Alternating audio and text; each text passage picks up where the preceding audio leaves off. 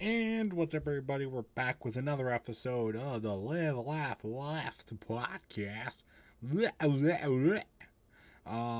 Back with Garry, as always.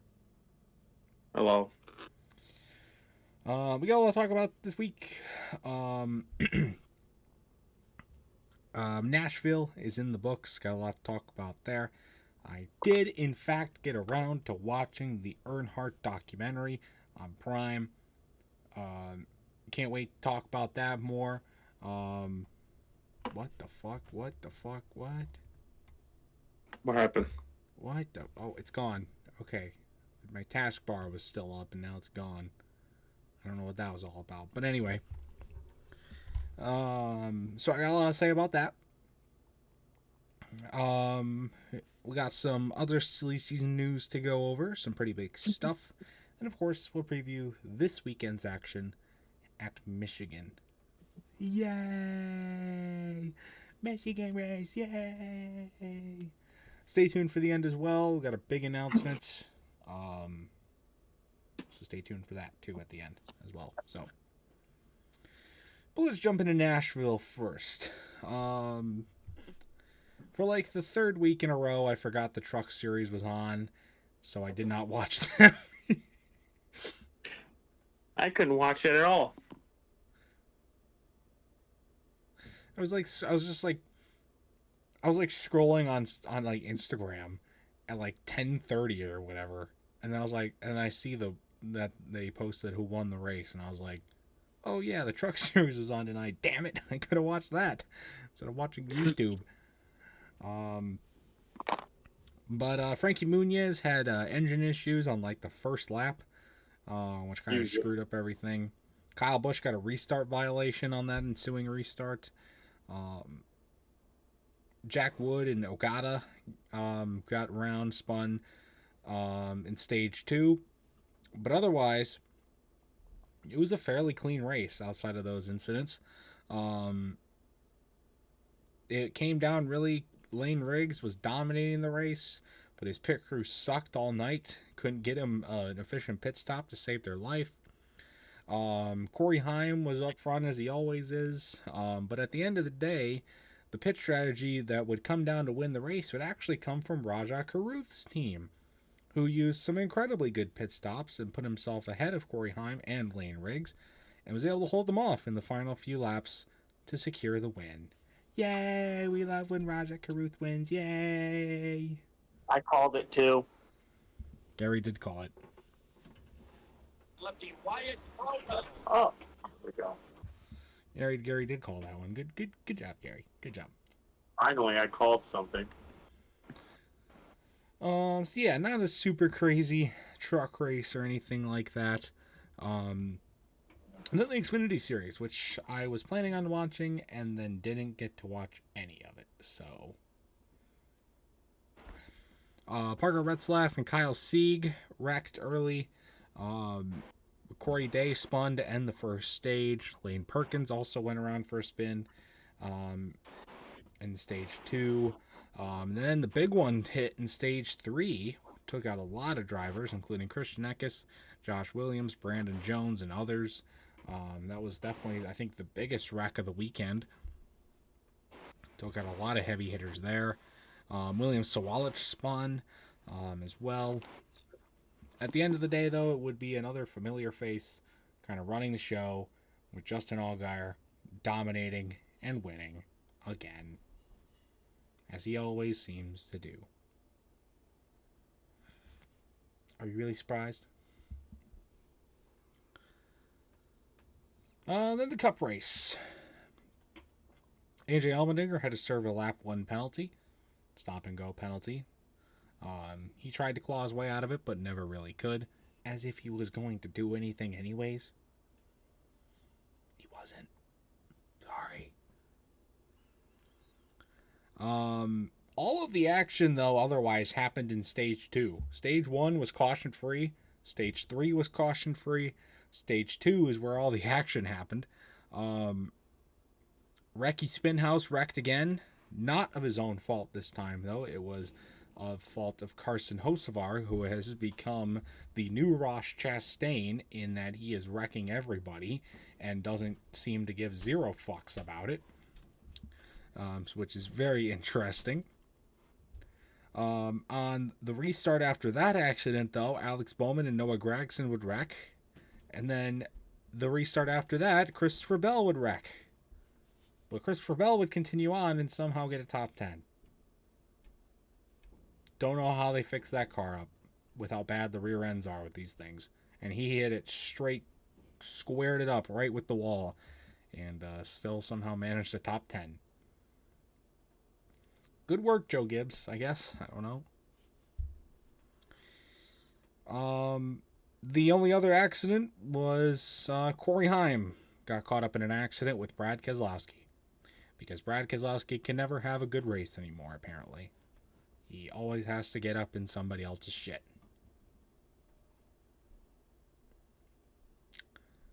So that sucks. That was all the stage. That was all the wrecks. That was all the cautions. That was all the action. It would kind of be a set of comers and goers for the first couple stages, but Ryan Blaney in stage 3 would come alive with a really good restart, and really nobody else had any challenge for him after that, and he went on to claim his first win of 2025. Seems as though maybe he always seems to have these first half season slumps and then gets into shape in the second half of the season. Maybe that's what's happening here. Or maybe it's just that everybody else was bad. I don't know. Ryan Blaney wins. True. Denny Hamlin actually did good without wrecking somebody. 700 William career Byron actually did good without wrecking himself. 700th career start for Denny Hamlin. He finished third, which is tied for the highest finish by a driver in their 700th start. It's tied with Jeff Gordon. So there's that.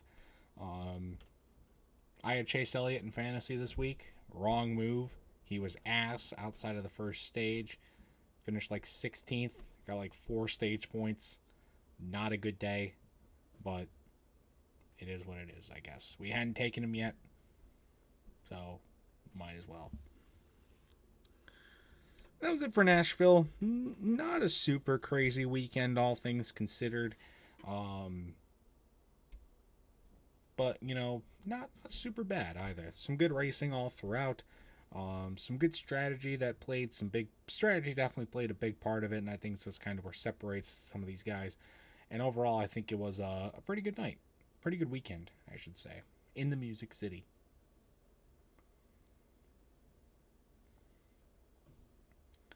I don't know if you've got any other lasting thoughts, Gary. Prime sucks. The Prime broadcasts are good, okay? Not if you have to pay money to watch it. You have to pay money to watch cable, too. Okay, but yet you get to, not watch it streaming. What I mean by that, this is a streaming platform, not cable. Yeah, but you still got to pay to use cable. So your point that it costs money is defeated. Okay, well, I'm still mad. Okay. They should have put it at least on ESPN. That's a terrible idea. ESPN needs to go bankrupt. Or bring back Speed. We had a good thing going there. Well, that's what the Tubi channel's for. Tubi's free. There you go. Since when? Where have I been? Tubi's always been free. How'd you not know this? Is that really a question? I don't look up online like you do. It was advertised on all the things. We even talked about it in an episode. I don't remember talking about it in an episode because it was probably a while ago when we talked about it. It wasn't that long ago. So I believe that we did, but I just don't remember it. Okay, well, write this down now. Tubi's free. You can watch it whenever you want. So there you go. Then you can watch NASCAR stuff on there for free. Okay, then they just need to switch Prime Video to Tubi, and then I'll be okay with it. Doubt it. But That or at least the ARCA series. so you can At least the ARCA series, so that some people that actually like the ARCA series can actually watch it. Yeah, if you like Demolition Derbies, then the ARCA series is for you. ARCA Break Weekly. Anyways, that was Nashville. So we can put it in the books. Well, actually, one penalty. One penalty came out of it. It was in the Xfinity Series. The '88 team was fined the crew chief was fined $10,000 and suspended for the Pocono race, not the next race on their schedule. The Pocono race. After a loose lug nut at Nashville. So Pocono is right after Mexico, isn't it? yeah, it's in 2 weeks. Well, okay. Because I know it used to be Michigan, then Pocono, or Pocono, then Michigan, but...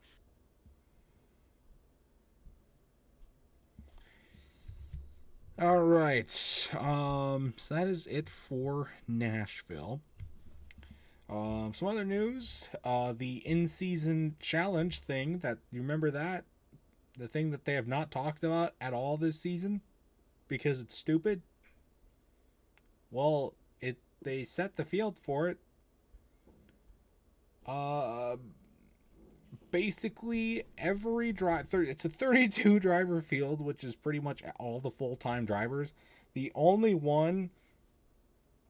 full-time drivers that did not get in were Cole Custer, Shane Van Gisbergen, Riley Herbst, and Cody Ware. Those are the only 4 drivers that run full-time that did not get in, which is pretty sad.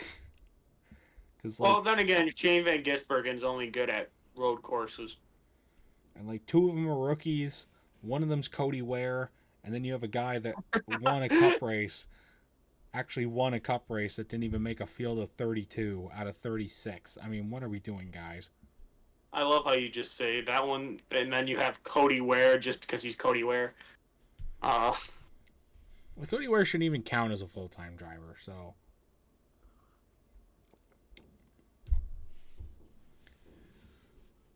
So, I mean, I think it's a 14-week tournament, which goes pretty much up until the playoffs start. So,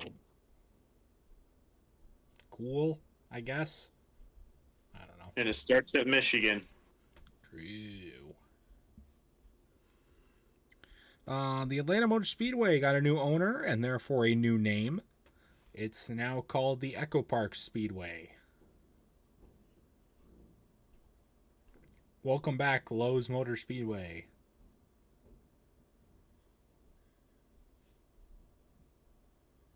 Why? Why do they have to ruin everything? Who the fuck knows? Connor Zilic added 2 more cup races to his schedule for this year. He'll be running Atlanta and Watkins Glen. So, should be good stuff to see there. And then the lawsuit stuff is over for now. I say for now because it's never really, with lawsuits and court cases, they're never really over. But this one is technically has a verdict. It's been signed. It's done. Front Row in 2311 lost.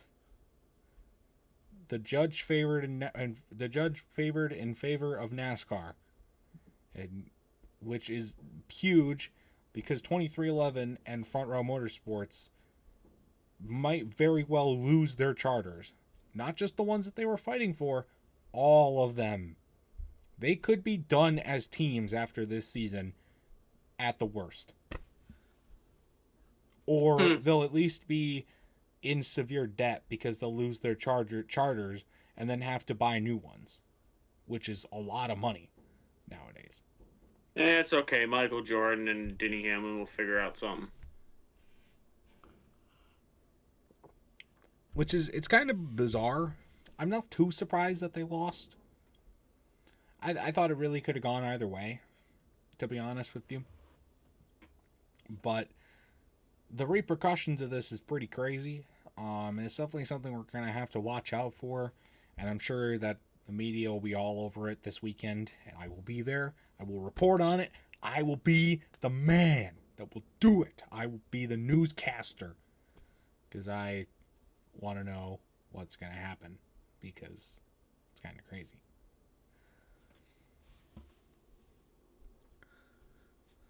But that is all of the silly season news that I had, except for the fact that I got to watch the Earnhardt documentary. It's on Prime, 4 episodes long, about an hour each, a little less than an hour, I guess. But then you have to factor in ads, which are always in the worst. The ads in here, which again, it's cable with extra steps, guys. We're paying for a streaming service that still has ads. What the fuck? Anyway, it's the ad breaks were always at the worst points possible. Like, one in particular was just really terribly timed. It was this, like, it was right, like, there was like this really silent, raw emotion moment after, like, when Dale Earnhardt died. And then they cut to commercial, and it's like the complete opposite of the vibe that the documentary was trying to give off, and it completely kills the mood.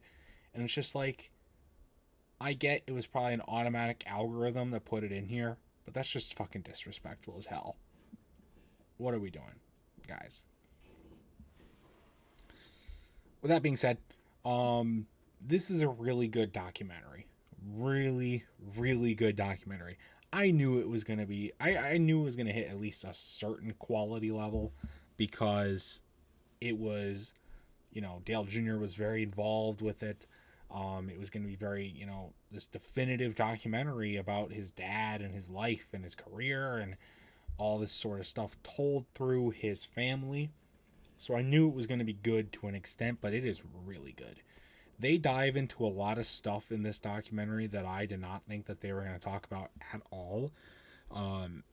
Like Dale Jr. going to military school. Had no idea that he ever did that. Had no idea that he was forced to go to military school because his dad wanted him to be more disciplined. There's a lot of stuff that they go into about family drama. How Kelly and Dale Earnhardt did not get along well because Dale was so focused on racing that he wasn't there for his family. And there's this whole thing about, the mom left him because of a fire and she couldn't afford to take care of him, so then dad takes him in and he's never really there. So then Teresa steps in as the stepmom, and she doesn't really like the kids at all either, and then which then stems into Teresa. which they bring back later, after in the last episode, with the contract stuff and like the DEI stuff and that whole fallout, and how that led to the creation of Junior Motorsports, and how how Teresa leading DEI was really stunted the growth of everything, and it's really good, and it's stuff that I did not expect them to go into it at all. I didn't expect them to really address the Teresa versus Dale Jr. drama. I didn't expect them to really paint Dale Earnhardt as a guy. He's not like always the most heroic guy. He was kind of a dick. He was kind of a, an asshole to these, and he could not raise his kids. He put them through military school, which is honestly not a great place to be. And so kind of seeing that perspective and not seeing him in just like this very highlighted limelight that everybody loves to put Dale Earnhardt in, which was a very, very big piece of it, which I was surprised about. And also there's a lot of good focuses into Dale Earnhardt career too. I knew that he was good friends with Neil Bonnet. I didn't know that they were as close as they actually were. And all that stuff with Neil Bonnet is awesome. It's really cool. And there's a lot of first-hand interviews that we get footage of with Dale Earnhardt about all this stuff, about his career, about the Neil Bonnet stuff, about, his family, all this sort of stuff. And they structure it really well because they paint it as, he's still here, he's doing the interview. We all know he's not, but they paint it as that way, and it's still very high quality so that it makes it feel like it too, which is good. But the other stuff like the wins and the Daytona 500 win, his championships, the early upcoming before Richard Childress, even a lot of stuff with Ralph Earnhardt is in there as well, and kind of how Dale ended up becoming his father to Dale Jr., and how very much similarities there are. There's some really good stuff there. And then, of course, the last episodes focused on the 2001 Daytona 500 and his death, and, kind of the fallout and whatnot. And I think that was done really, really well, which I liked. So it was a really, really good series of stuff that they covered. There wasn't really anything that I thought they didn't cover. Like, they covered Dale's rivalry with Jeff Gordon. They covered that. They interviewed Jeff Gordon in one of the episodes. He's in there too. They don't cover I guess they didn't cover his rattle his cage thing with Terry Labonte. They didn't cover that, which was kind of annoying. I was hoping to see some stuff about that, but they didn't get a lot of that. So limiting it to 4 episodes, even with them each being almost an hour, if not an hour long, there was a lot of stuff that they had time to cover, but I think a 5th episode could have benefited it a little bit. They could have elaborated. There's some stuff that I think they didn't elaborate on as much, or they had to jump back and forth because they were so constrained with time. And I think they could have benefited from maybe a 5th episode to help balance that out, help draw it out, emphasize some stuff a little bit more. Yes, maybe the episodes are a little bit shorter, but I think it would have been beneficial. The one thing that I didn't really like from this documentary, the one thing that I'd say that they spent way too much time on, and I don't think it was necessary, was Dale Earnhardt's relationship with Darrell Waltrip. I don't really like that because, yes, I know they had a big rivalry. Yes, I know Darrell Waltrip was very close with Dale in an enemy-frenemy type way. But all the times that Darrell Waltrip is on screen being interviewed, or like there's clips from the past, Dale Earnhardt, they don't really show a lot of his interviews or stuff from that. And what they do show is, it's fine.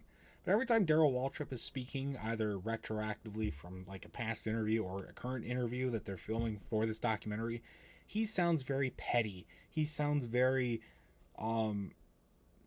jealous. He sounds very, very childish. It's all everything he says, he tries to be intimidating. He tries to be this big boss type guy. He just sounds like a jackass.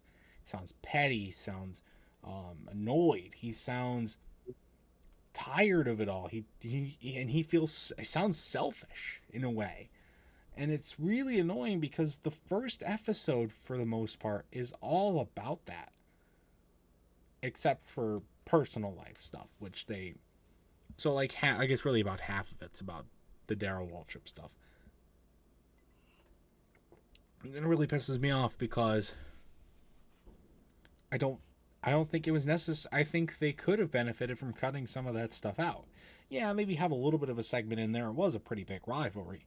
But you could have focused more on his championship seasons. You could have focused more on those Bristol moments with Terry Labonte. You could have focused more on his injuries. You could have focused more on his later part of his career. They don't talk about the 2000 season barely at all. At all. That was like a huge season for him. Got his last win. They barely talk about that shit at all. You could have cut out most of the Darrell Waltrip stuff and put that in there. Why did you have to focus? Did Darrell Waltrip pay for this documentary? Was he funding it? It's Amazon. I don't think you need to fund anything by them. Especially when there's ads in the documentary. I didn't like it. Like, I don't... Darrell Waltrip as a person and as a driver, I like it. Like, he's fine. It's just... It's a really bad look for him in this documentary, which sucks. Really sucks. So, that's the only thing that I really didn't like. I was half expecting to hear some real, like, some current time interviews from Teresa. We didn't. She's not in this documentary at all except for footage. I wonder why. I wasn't surprised. I wasn't surprised that she wasn't in it, but I was half expecting her to be in it in a way. She wasn't, but there's a lot of good stuff with Kelly too.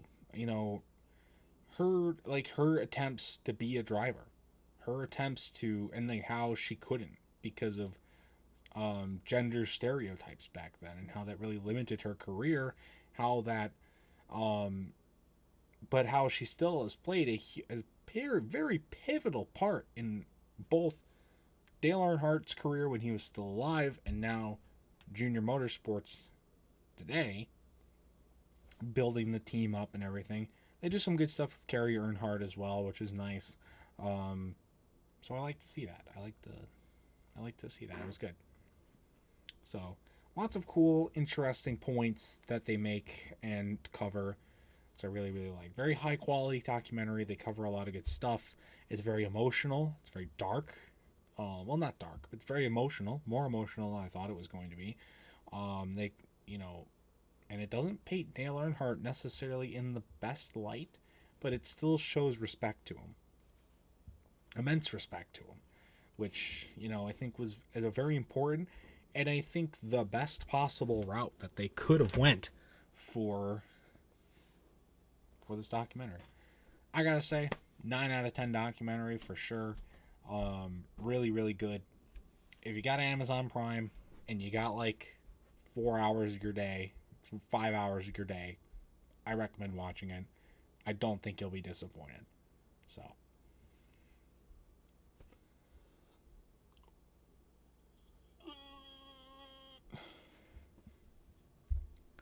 I don't think you've watched it, Gary. I assume you haven't watched it because you don't have Amazon Watched Prime. some of it, but most of the stuff that you just said basically is what I was gonna say. They have good. It was good when Michael Waltrip came in.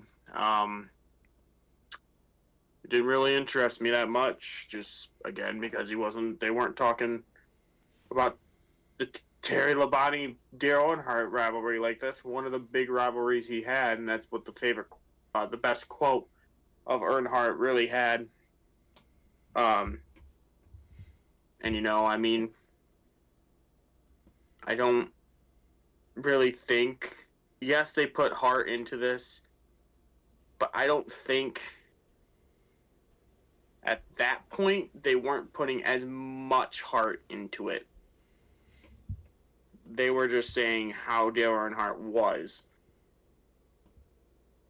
That's a fair point.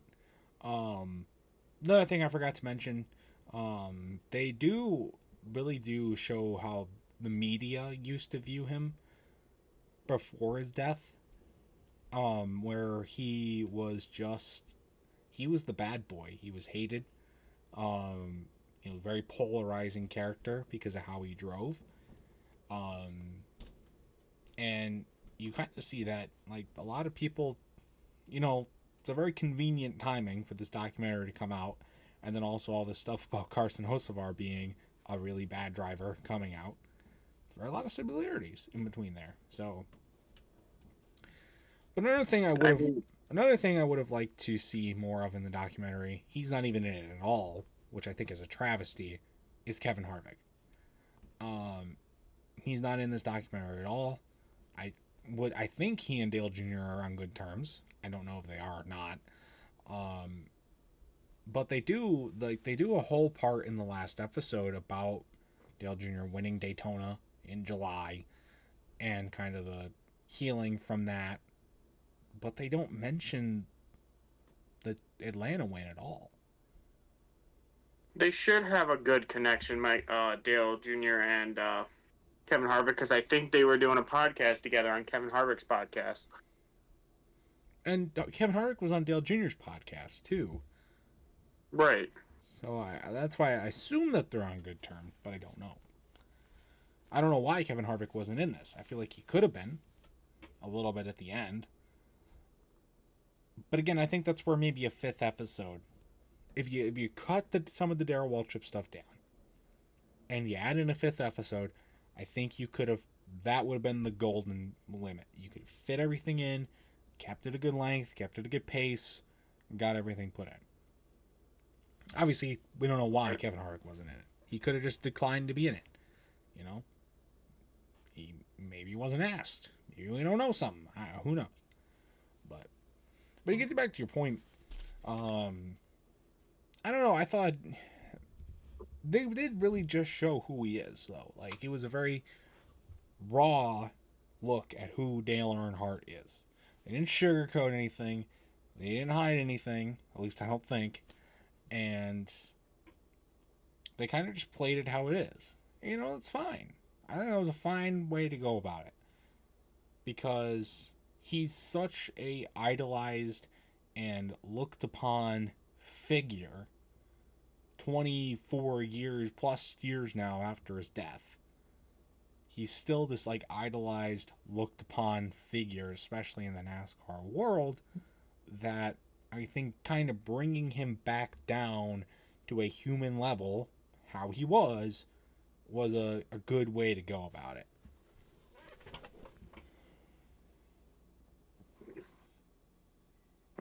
I mean, just look at what he's done outside of NASCAR too. I mean, there's a legit baseball team that's was named after his nickname, which was the Intimidator.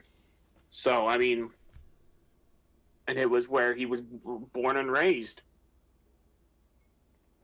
So, I mean, right. He's a 7-time champion. What do you expect from that?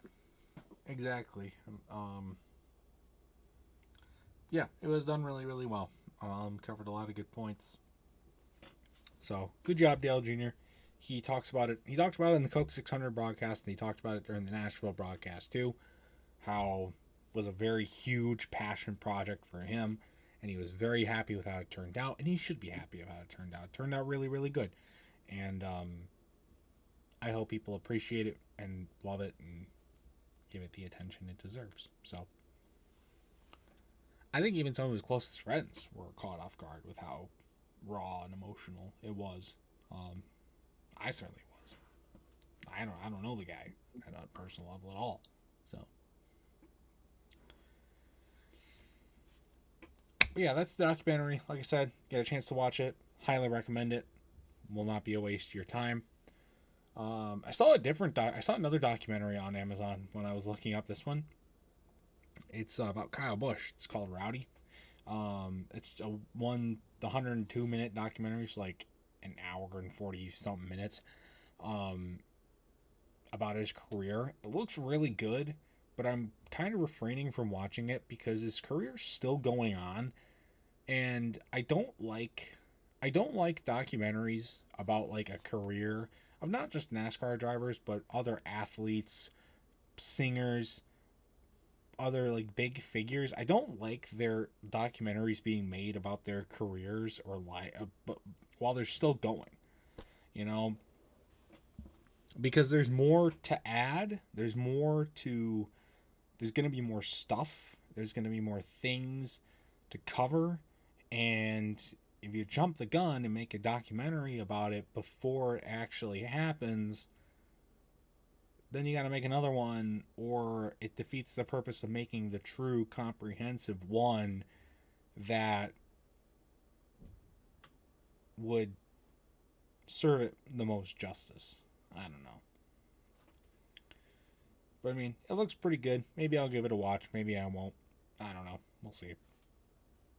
But okay, well that is it for that. That's it for other news. I don't know if you had anything else, Gary, or not. Nope, I do not. Continue on with the best track in NASCAR. Michigan weekend, yeah. Well, and also the fastest track in NASCAR. Oh yeah. It's That's back in not restricted rated. the June Michigan race is back, baby, for the first time since 2019. I'm stoked. I've always liked the June race more than the August race because of my growing up indoctrinated in the public school system where school ended in June and started in August. The June race always signified the start of summer, and the August race always signified the end of summer. So I like that it's going back in June because that means the summer is still just starting, and I love that.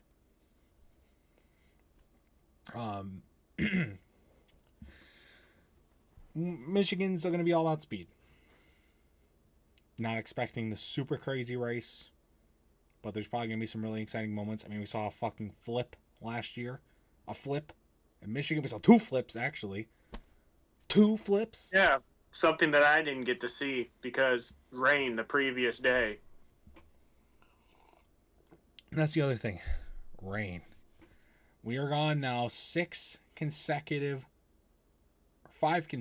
years of rain. Or, well, we're on six consecutive years of rain affecting at least one of the Michigan races. And let me just say this real quick. I looked up on AccuWeather. It says during around 1 o'clock to about 3, it's supposed to rain. Now, either it's sprinkle or not. After that, cloudy skies.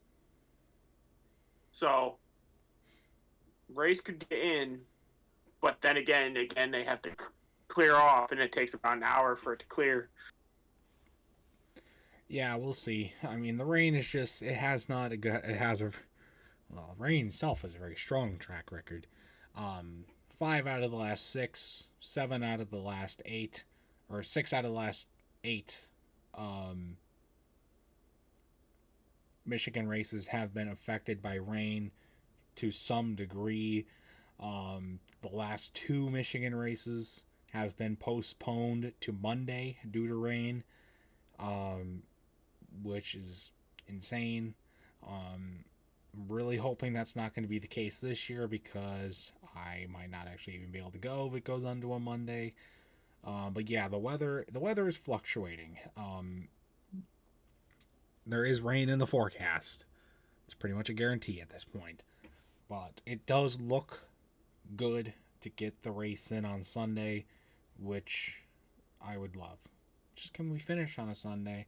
Not just because like work the next day, or it's just mentally exhausting to sit there for hours on end under those bleachers in the rain, in the cold, waiting for the track to dry, waiting for the rain to clear, and then it clears, and then guess what? 50 minutes later, it rains again, and then it's done, and then we're there for 800 hours waiting for the race to restart, and then they finally call it to a Monday, and you gotta turn around in the middle of the morning and go all the way back and do it all over again.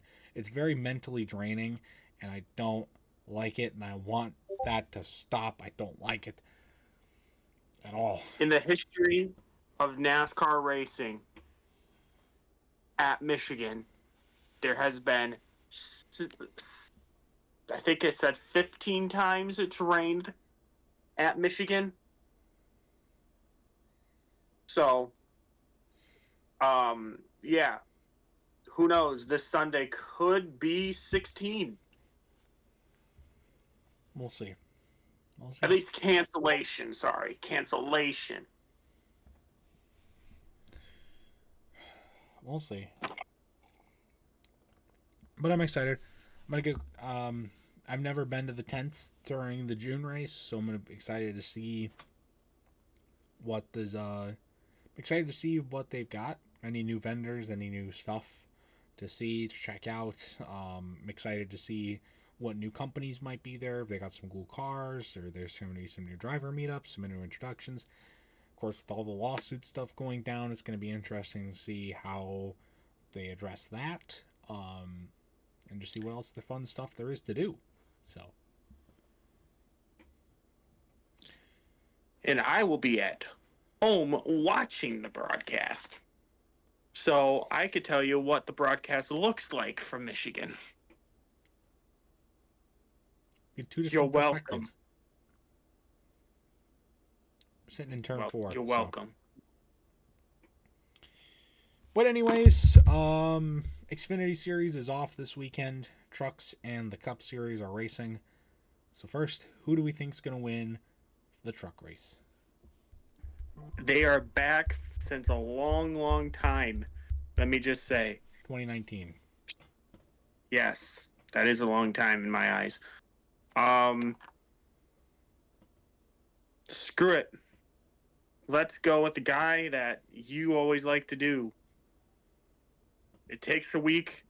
He loses. Then he wins. Then he loses. I don't know what his name is. I forgot. What the fuck? Why did I forget his name? Hold on. You can't claim him if you don't know his name. I know who you're talking about. Quick, before he says it. I got it. Hold on. I'm going to look up something.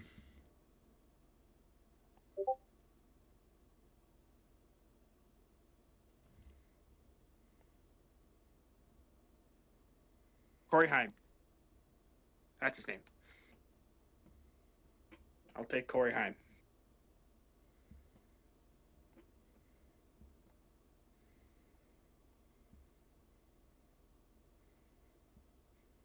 Spencer Boyd's going to be out there.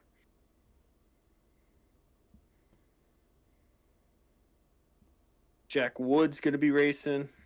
Okay. I was going to pick the last driver to win the truck race at Michigan before they left, which was 2020. But that was Zane Smith. He's not racing in the truck series anymore. So, unfortunately, I cannot pick him. I'm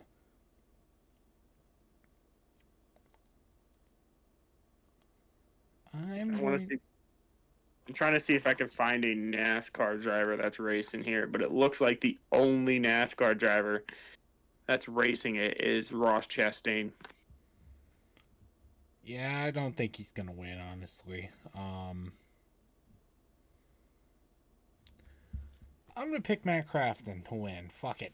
He's got to win at least one more race before he retires, right? Right? He ain't retiring after this year. I'm saying in general, because he's getting old and can't win races no more. God, it was so funny. I was looking at a Dirt to Daytona game. The Dirt to Daytona. And he's just like, it's a young Matt Crafton. And I'm just like, oh my God. Well, it makes sense because he was young when the game came out. Okay, Mr. Smartass. Okay, Cup predictions. Gary's got the chips right. No, I don't. Yes. I should buy you more chips at the race. If there is, I'll send you all the stuff that I have. Especially if they have a Chase Briscoe. So that we don't have to keep using this 19 Martin Truex one. But anyway, we're getting the cup. This is Tyler's pick.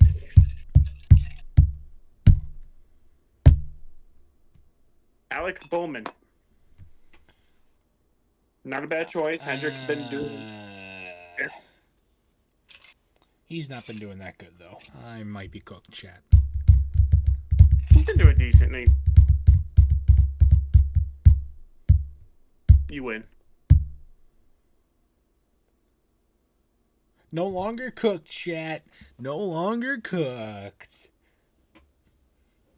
He's gonna run good in like the first 50 laps and then like have a bad pit stop and his car will suddenly suck. Or he's gonna You mean like last year? or he's gonna blow a tire or something. Like last year? That's true. But see, what I hated about last year is when they rained it out, Chase Elliott was in the lead. And I was like, oh my God, maybe if the rain holds out, I can watch him win this race. No, the rain said no. Pain. Big pain. So that's going to do it, though, for this episode, guys. But before we leave, got one more announcement to make regarding not NASCAR-related stuff, but the podcast itself. We're leaving. We're not doing this podcast anymore. Rest in peace. For anybody who doesn't watch this part of the episode, it might seem like that. They might think I died. Yeah, so recently Strollin' and Trollin' came back just a few days ago. You want to go check that out. And Noah rebranded the I'm the Best channel to the Pringle Sun Podcast Network to include all of our podcasts, including this one. So starting next week, June the 13th, episodes will now start to go up on that channel versus this channel. Everything else will stay the same. Still going to go up on Fridays at 3 p.m. Still going to have me and Gary. Nothing else changes except where it goes up. This will help reduce the backlog on this channel because it is fucking massive, and we'll be able to do other things and stuff like that while still being able to do this as well. So stay tuned for that. Again, nothing's gonna change. I'll link the channel in the description so you know where to go. So it should also be in the channel, like associated channels tab, whatever that's called. So you can go check that out. It'll be weird doing it on a different channel. I mean, it won't even matter for you. It won't even matter for you at all. Nothing's gonna change for you at all. I'll look on the Pringleson channel, and then I'll be like, oh yeah, because I'm so used to, when we first started, we did it on this channel. Oh yay! I get to look on the Pringleson channel, and then now I have to go to a different channel to find it. Oh boo-hoo. You're right. Boo-hoo, woes me. So, this is the last Live, Laugh, Left episode on this channel. For now, at least. It could change. It always does change. It's been a good ride here, ladies and gentlemen. We're not going anywhere. Well, we're going other places, and then we're technically not really going anywhere. You get what I mean. So just stay tuned for that. And if you ask, if I see even one fucking comment on next Friday's video that's on this channel, and I'm like, oh, where's Live, Laugh, Left? Where's Live, Laugh, Left? I was excited for the Live, Laugh, Left. So where it is, I'm gonna be so pissed. All right, I'll make sure to write it down. I'm gonna disable comments on my videos from now on after that. If that happens. I'll do it.